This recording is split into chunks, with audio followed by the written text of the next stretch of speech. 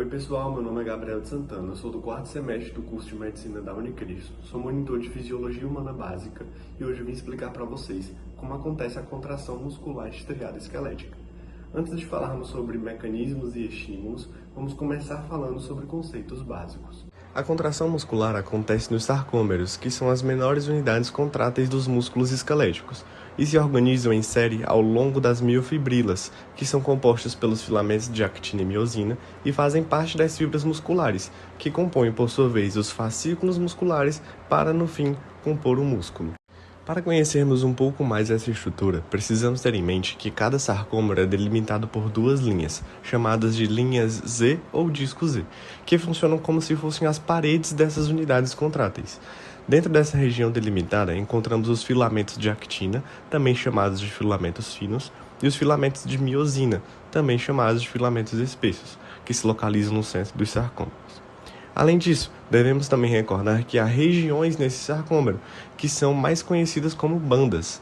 A banda A, também conhecida como banda escura, representa a região que pega toda a extensão da miosina. A banda H é a região onde há apenas a miosina. Já a banda I, também chamada de banda clara, representa as regiões onde há apenas o filamento de actina. Para finalizarmos essa parte de conceitos iniciais, precisamos entender que os filamentos de actina são compostos por actina, tropomiosina e troponina. Cada filamento de actina tem cerca de 1 micrômetro de comprimento.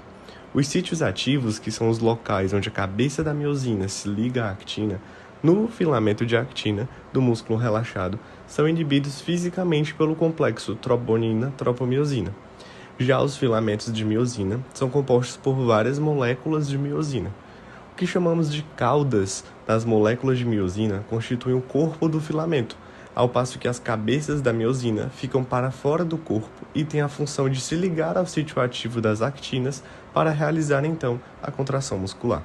Agora que já conhecemos esses detalhes, vamos entender como acontecem os passos da contração muscular. Primeiro, um potencial de ação propaga-se ao longo de um neurônio motor, até as suas terminações nas fibras musculares, e cada terminação nervosa secreta uma pequena quantidade de um neurotransmissor chamado de acetilcolina. Em seguida, a acetilcolina difunde-se para uma área local da membrana muscular, causando a abertura dos canais de cátion regulados pela acetilcolina. Os íons sódio, potássio e cálcio movem-se através dos canais de cátions ao longo de seus gradientes eletroquímicos individuais. O efeito final consiste no desenvolvimento de uma despolarização local, denominado potencial gerador ou potencial de placa motora. Por sua vez, a despolarização local leva à abertura dos canais de sódio dependentes de voltagem na membrana muscular, gerando então um potencial de ação na fibra muscular. O potencial de ação gerado propaga-se ao longo da membrana da fibra muscular, fazendo que o retículo endoplasmático liso do músculo, que tem a função de armazenar cálcio e também é conhecido como retículo sarcoplasmático, libere íons cálcio dentro do sarcoplasma, que é como chamamos o citoplasma da célula muscular. Os íons de cálcio que foram liberados combinam-se com a troponina C, fazendo a troponina puxar a molécula de tropomiosina, liberando assim os sítios ativos da actina, permitindo a ligação das cabeças de miosina e a ocorrência da contração.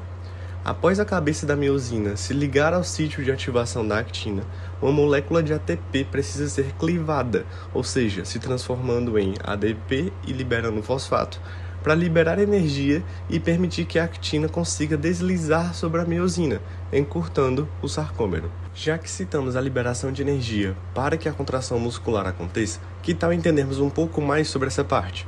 Bom, as células musculares convertem energia química em energia mecânica. O ATP é a fonte de energia química que é utilizada para essa conversão. O estoque do ATP no músculo esquelético é pequeno e capaz de suportar apenas algumas contrações se não for reabastecido. Essa reserva, no entanto, é continuamente reabastecida durante a contração, conforme será descrita adiante, de modo que, mesmo quando há fadiga muscular, os estoques de ATP são apenas modestamente diminuídos. As células musculares contêm fosfato de creatina, ou creatinofosfato, que é utilizado para converter ADP em ATP e assim reabastecer o estoque de ATP durante a contração muscular.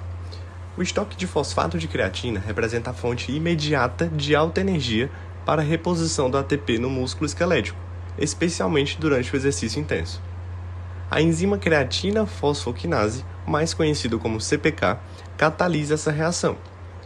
O armazenamento de fosfato criado, no entanto, é apenas cerca de 5 vezes o tamanho do armazenamento de ATP e, portanto, não consegue suportar períodos prolongados de contração, sendo menos que 1 minuto de atividade muscular máxima.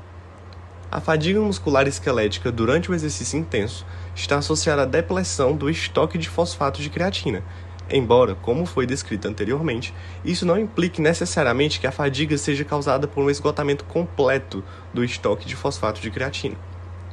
Uma vez que a reação catalisada pela creatina fosfoquinase é reversível, a célula muscular reabastece o estoque de fosfato de creatina durante a recuperação da fadiga, utilizando ATP que foi sintetizado por meio da fosforilação oxidativa.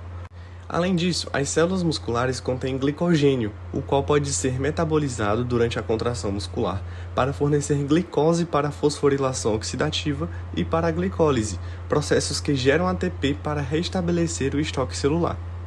A glicose pode ser usada anaerobicamente, situação em que há ausência de oxigênio e é responsável por gerar energia de forma rápida, porém com acúmulo de ácido lático.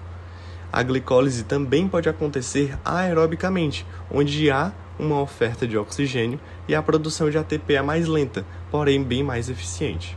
Para finalizarmos essa parte de energia, não podemos esquecer dos ácidos graxos, que podem ser adquiridos a partir do sangue ou a partir da hidrolisação dos triglicerídeos. Há situações em que os ácidos graxos são submetidos à oxidação dentro das mitocôndrias, onde vão ajudar na produção de ATP. Em casos de exercícios muito prolongados ou jejum, o músculo também pode usar aminoácidos para gerar energia. Retomando o processo da contração muscular, precisamos entender que no fim do potencial de ação, o retorno do potencial da membrana ao estado negativo faz os canais de potássio se fecharem e voltarem ao seu estado original, fazendo que os íons de cálcio sejam continuamente bombeados de volta ao retículo sarcoplasmático, onde permanecem armazenados até a chegada de um outro potencial de ação muscular. Após o filamento de actina se deslizar sobre o filamento de miosina, as cabeças de miosina continuam ligadas ao sítio ativo. Apenas com uma nova clivagem de ATP, as cabeças da miosina se desprendem e permitem um relaxamento muscular.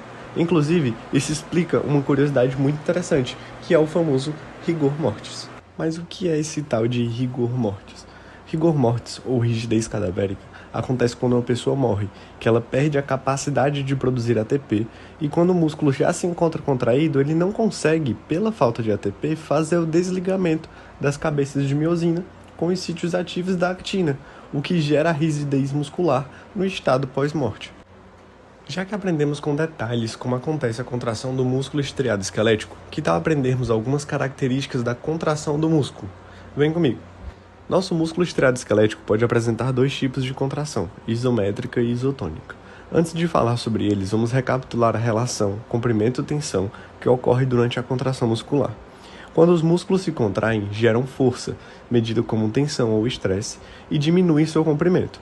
Quando se estudam as propriedades biofísicas do músculo, um desses parâmetros é mantido constante, enquanto o outro é medido após a manobra experimental. Sabendo disso, nós temos que a contração isométrica ocorre quando o músculo não se encurta durante a ação, ou seja, ele permanece com um comprimento constante e a força gerada é medida, como é visto em alguns exercícios realizados na academia, por exemplo, como a prancha e o agachamento isométrico. Já a contração isotônica ocorre quando o músculo se encurta, diminuindo seu comprimento, e a tensão sobre este permanece constante, como podemos ver em exercícios que envolvem o levantamento de pesos.